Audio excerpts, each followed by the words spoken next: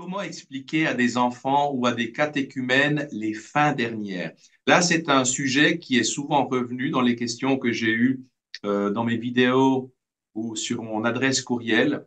Donc, notamment l'aspect du purgatoire, l'aspect de l'enfer et l'aspect du paradis.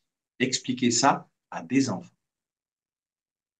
Alors, ce qu'il faut dire, c'est que au moment de notre mort, on sera jugé par le Christ, donc le jugement particulier a lieu dès qu'on meurt.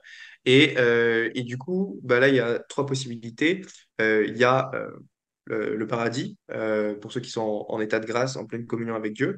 Et après, il y a l'enfer pour ceux qui ont choisi délibérément de rejeter l'amour divin et qui se sont voilà, auto-exclus de l'amour divin. Le catéchisme de l'Église catholique, je crois que c'est paragraphe 1033, parle de cet état d'auto-exclusion définitive qu'est l'enfer, et donc un rejet conscient et délibéré de Dieu à travers le péché mortel.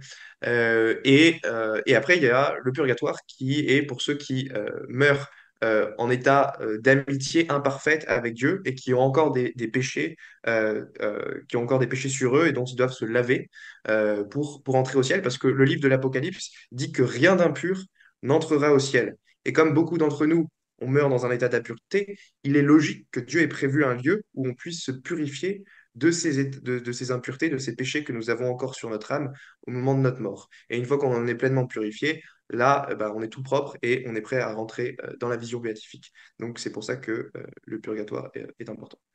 Voilà ce que je dirais en 2 minutes. Très bien. Alors, l'aspect aussi du purgatoire, très souvent, quand on discute avec certaines personnes, je ne sais pas chez vous en France, mais encore chez nous en Suisse, surtout des personnes d'un certain âge, ils nous disent que ça leur fait peur, l'aspect du purgatoire. Et je leur dis, mais quand on prie à des intentions de messe pour des défunts, c'est pour les âmes du purgatoire.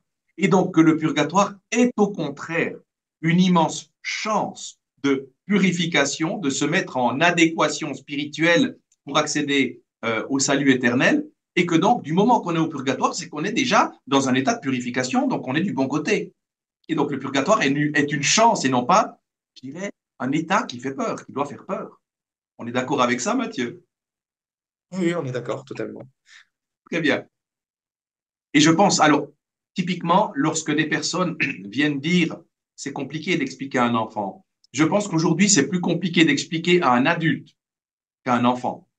Parce que l'enfant a une ouverture spirituelle très souvent. Alors bien sûr que les exemples que l'on prendra doivent être en adéquation avec son âge, avec sa pédagogie.